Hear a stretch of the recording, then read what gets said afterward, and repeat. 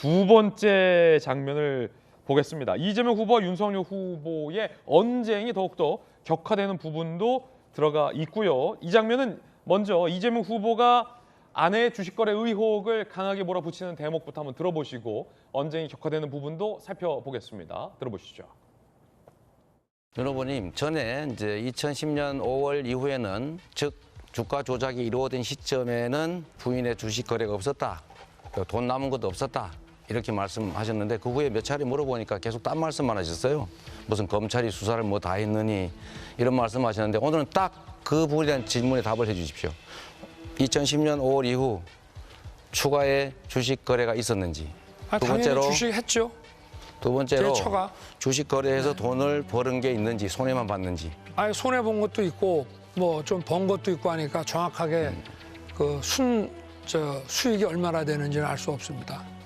그러면 어쨌든 주식 투자, 주가 조작에 참여해서 돈을 버는 건 사실이군요. 주가 조작에 참여한 사실은 없습니다.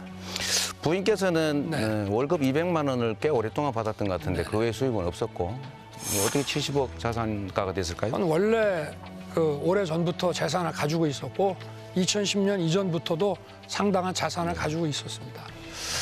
한번 확인해 보죠. 뭐. 자, 그런가 하면 이재명 후보와 윤석열 후보가 심하게 언쟁을 벌이는 대목도 주요 장면입니다. 그 장면 살펴보시죠. 당연히 우리 후보님을 의심하죠. 시장이 전부했으니까 집권 정부의 방역 정책의 실패를 이제 인정을 하셨는데 결국은 그렇다면은 이 민주당이 대선에서 책임을 져야 된다는 그런 뜻 아니겠습니까? 야당 코스프레하는 게 아니라 전 이걸 한번 우리 심상정 후보님께 의견을 한번 듣고 싶습니다. 저한테 다 물어놓고 제가 답을 길 안 주고 저기다 물어봐요. 지금 또 얘기해봐야 또 뭐 본인 얘기만 할 게 뻔해서 윤석열 후보께서는 본인 마스크 잘 안 쓰시죠. 부인도 잘 안 쓰시더군요. 국가의 방역에 가장 비협조적인 분이 방역 자체의 성과를 폄훼하는 건 옳지 않다. 경제를 고민하시면 정치 보복하겠다. 또 예를 들면 검찰 이렇게 키워가지고 겁을 국물도 없다. 이런 소리 하면서 제가 안 한 얘기를 저렇게 됐습니다. 거짓말을 그러면 하시니까 네, 그건 나중에 확인하기로 하고요. 저는 성남시장이나 경기지사 하면서 하신 그런 부정부패에 대해서 제대로 답을 하시죠. 딴 얘기 하지 마시고. 엉뚱한 거 답을 하는 거는 엉뚱한 옳지 않은 답하고 겁니다. 내빼는 데는 우리 답을 먼저 하세요. 아니십니까? 그럼 이재명 알면 우리 큰일 난다. 절대 비밀이다. 그럴 때 검사의 양심으로 누구를 의심해야 됩니까? 당연히 우리 후보님을 의심하죠. 시장이 그게 전부 했으니까. 그게 윤 후보님의 대한민국 국민들 모두 다가 그렇게 생각을 하고 계십니다. 우리 이재명 후보를 지지하시는 분만 빼놓고. 왜 검사가 규칙을 안 지킵니까? 지금까지 이렇게 해왔습니까? 규칙이 아니죠. 지금까지 없는 사실 막 지어내가지고 누구 카드라 이런 걸로 사람 엮어서 막 기소하고 그래서 사람 죽고 그래서 무죄 많이 나오고 그랬습니까? 뭐 대통령 하시면 더 그렇게 하면 안 돼요. 시킨다고 하셨다면서요? 우리 윤 후보님 그렇게 하지 마십시오. 자, 이재명 기자, 그 두 후보 어떤 감정은 괜찮은 겁니까? 뭐 사람이라면 썩 좋지 않겠죠. 썩 좋지 않을 것 같아요. 저렇게까지 서로 얘기를 하면서 글쎄요, 넌 뭐 양쪽 다 토론에 임하는 태도의 문제는 사실 그렇게 좋은 점수를 받기 참 어려웠다 이런 생각이 듭니다. 양쪽 다 마찬가지로요. 사실 조금 전에 본 것처럼 윤석열 후보도 한참 이제 이재명 후보를 비판하죠. 그러고 나서 심상정 후보한테 질문을 던집니다.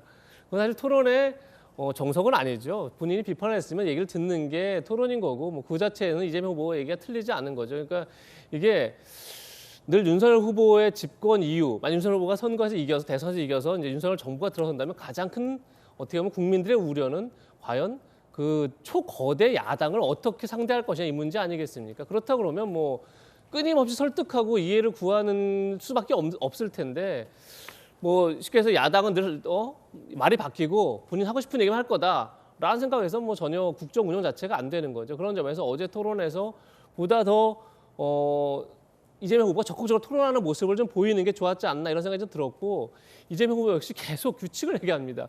그래서 본인이 얘기를 하면 되는데 심상정 후보가 논쟁할 때도 마찬가지고 윤석열 후보 논쟁할 때도 마찬가지고 계속 규칙 얘기만 계속합니다.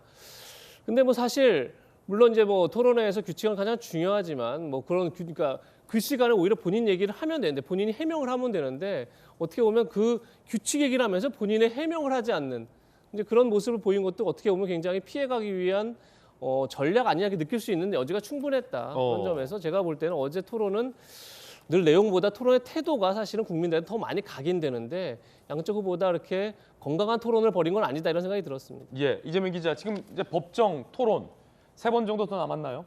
이제 2번이 남아 있는 두번 거죠. 이제 남았습니까? 주요 후보 4명은 그리고 오늘 네. 이제 주요 후보 4명을 제한 나머지 후보를 토론이 있는 거고 오늘 저녁에요. 예. 예, 그렇군요.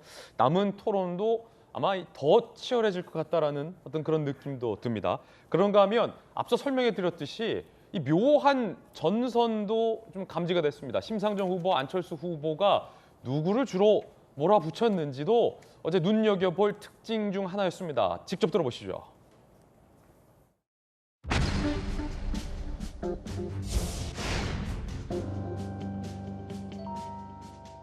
제가 2년 동안 소상공인 지원을 추가로 한 거, 경기도청을 추가로 한 게 5,900억입니다. 심상정 후보께서 확인하시지 않고 그런 사실이 아닌 얘기를 해서 시작된 일인데 전혀 사실이 아니라는 말씀드립니다. 소상공인 보상 지원을 예산이 얼마라고요? 그러니까 지역 화폐나 그건 사실이 아니죠. 그건 지역 화폐죠. 어떻게 소상공인 지원금입니까? 그것도 지원이죠. 무엇이 우선 원칙이냐?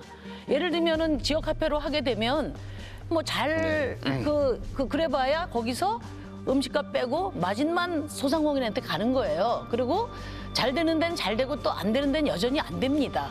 그것은 이제 소상공인 지원하고는 전혀 다른 것이고 그거는 영원이다. 요즘 유세에서 20억짜리 집에 산다고 갑부 아니다. 세금으로 다 뺏어간다. 이렇게 말씀하셨어요.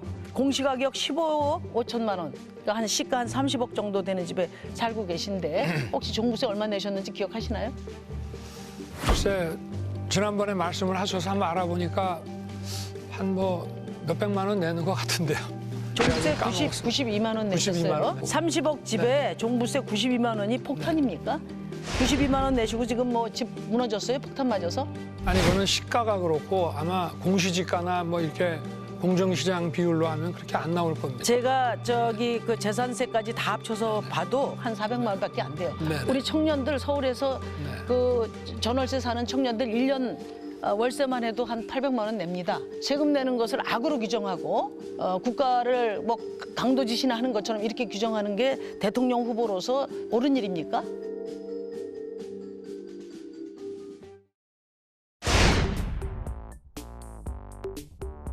윤 후보께서 생각하시는 디지털 데이터 경제가 뭡니까? 5G라든가 이런 데이터들이 신속하게 움직일 수 이동할 수 있는 그런 네트워크를 구축하고 이것이 전부 클라우드에 모여서 분석할 수 있는 AI 알고리즘이 중요하다고 생각합니다.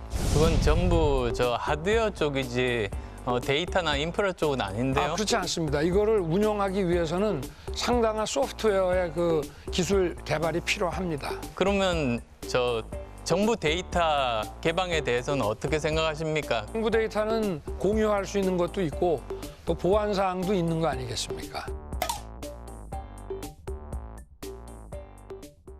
금리를 올리게 되면서 동시에 또 확장 재정을 하게 되면 형편이 어려운 사람들이 돈을 갚지 못하는 그런 상황으로 몰리게 되는데 왜 이런 상황이 우리나라에만 생겼다고 생각하십니까? 코로나 손실 보상이라고 하는 어떤 법상에 국가가 의무를 지는 부분이라서 이거는 불가피한 측면이 있고 팩트를 못 잡고 계신 것 같아서 다시 여쭤보면은 재정은 확장해야 되고 그렇지만 재정 건전성은 확보를 해야 됩니다. 생각하신 방법이 있으신지요? 어느 당국이라 하더라도 여기에 무슨 일반적인 해답은 없습니다. 아마 깊이 고민을 안 하신 것 같은데요.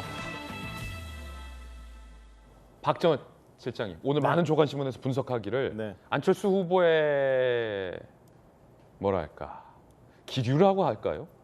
지금까지 TV 토론과 좀 달라졌다. 예컨대 윤석열 후보에게 상당히 공세적인 태도, 예컨대 윤 후보의 답변 도중에 한숨을 짓는다든가 고개를 절레절레 흔드는 듯한 모습은 이전 TV 토론에서 볼 수 없었던 모습인데 단일화 앙금이 좀 있잖아요. 혹시 그런 앙금이 좀 영향을 미쳤다고 보십니까? 저는 토론해 보면서 그런 거 느꼈어요. 그러니까 단일화 결렬에 대한 앙금이 좀 있고 그다음에 본인의 존재감 내지는 이제 소위 말하는 윤석열 후보와의 각을 세워야겠다. 뭐 이런 의도가 있지 않았나가 어제 토론을 보면서 제가 느꼈던 건데요.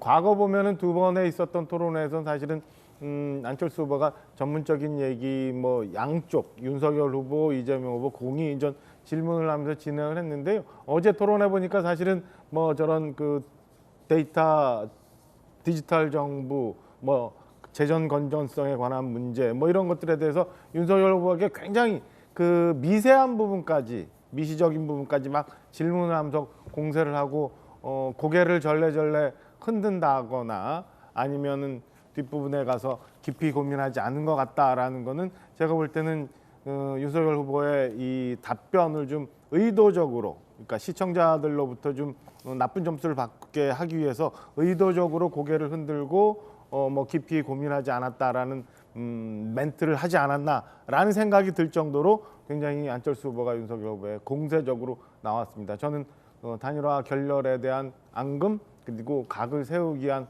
전략이 분명히 보였다 이렇게 판단하고 있습니다. 예, 의견 들어봤습니다.